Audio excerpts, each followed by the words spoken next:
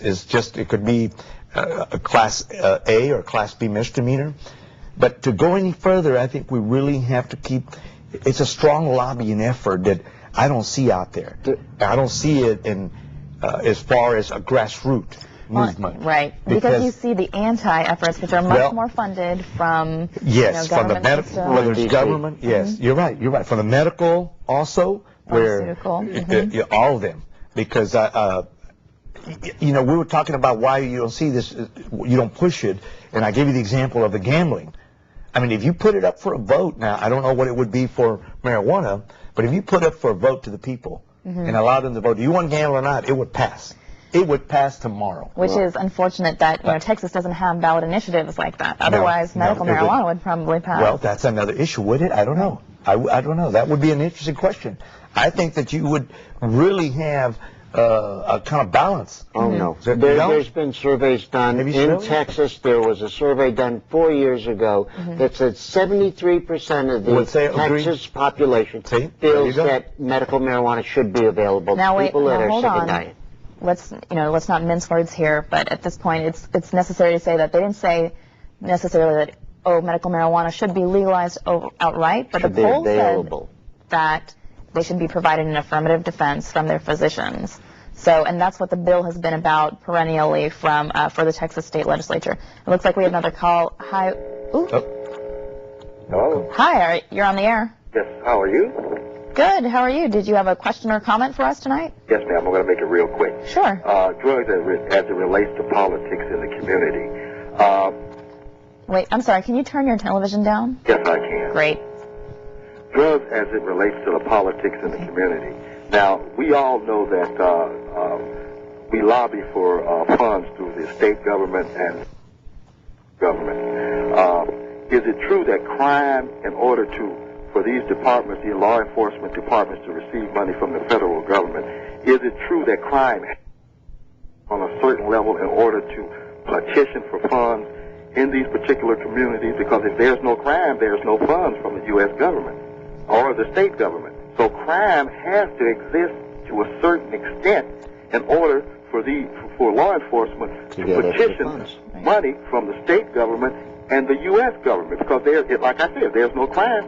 Why give you money? So marijuana, to a certain point, has to be illegal in the community as part of the overall strategy against the war on drugs, in order to receive federal funds or state funds to enforce these rules. Is there a correlation between this in some way, shape, or form? Thank you for the call. Very interesting question. I think he does make a good analogy. However, the other question is, and I don't know if this is a fair analogy, but it's like saying which one came first, the chicken or the egg.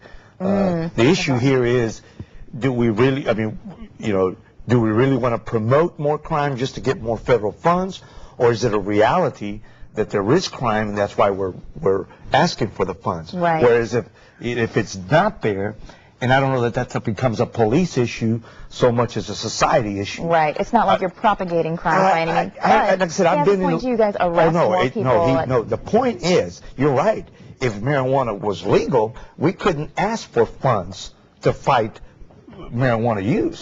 Right. We couldn't do that. I mean, of course, that's I don't mean no disrespect, but that's a no-brainer. If we don't have a marijuana law, if we don't have the crime, we would probably be getting more funds for other stuff, to create more parks, to create more something else, not to fight crime. But the reality is, we do have a crime problem.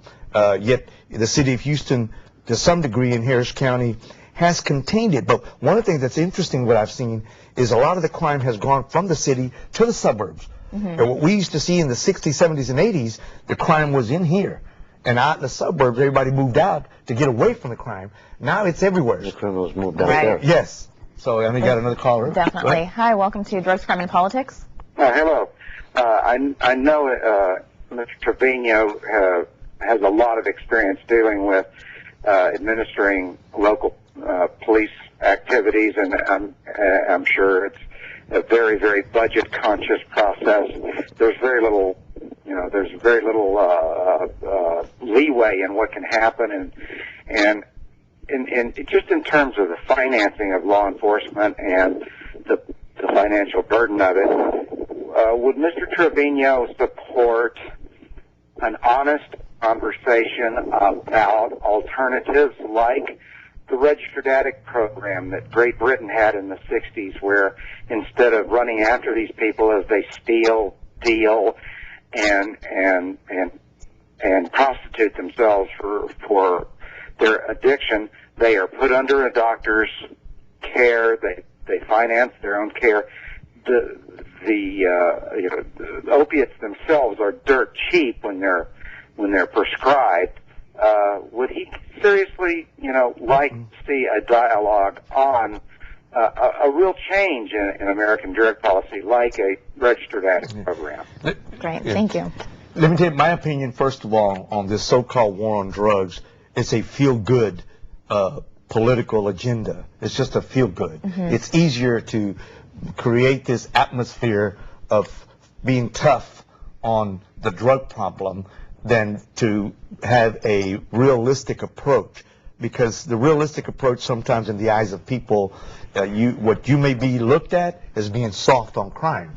So for an elected official on a certain level, you're putting yourself in jeopardy that you won't be there long.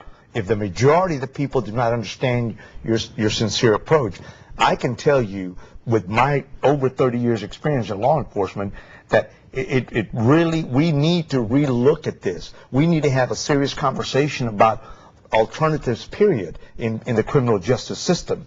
Because we just have been looking at it as Elliot Ness did in the 20s and using that approach. And here we are in 2000, and we're still using the same approach.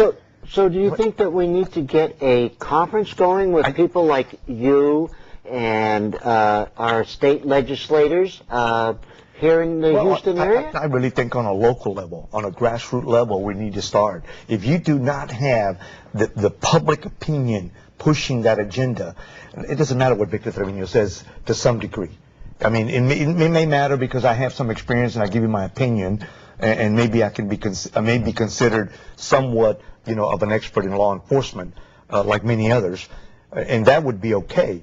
But it's a different approach. To go straight to the political agenda, I don't think it's not working, and it hasn't been working. It hasn't, because you're missing the key element, the grassroots, the people. And so what he was saying about the alternative to the caller, it's not so much that I will come out and support something until we have I will support a serious dialogue to look at different issues in criminal justice.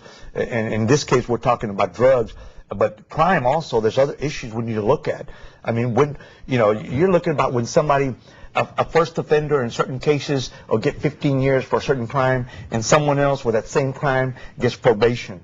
There's a lot of discrepancies there that an honest community has got to say, well, what happened here? We can't just accept it because we've got the best system in the world, and sure, we make mistakes. So what? I mean, look at how many people right now are being released from prison because now we're using the DNA. And, not to mention too much politics, but the fact that now they're making a decision, we will use DNA as a big step. Huge step. Oh, yeah, they're going to start taking DNA from everybody. Well, but I mean in terms of helping someone that's accused of a crime. Oh, yeah. In that respect, how can we go wrong if it's a step in the right direction? Of course. Yeah. Well, it looks like we have to take a break. We look forward to meeting you back here to ask some more questions from the extremely articulate and very knowledgeable Precinct 6 Constable Victor Trevino. Oh, that's a great compliment. Well, it's been, honestly.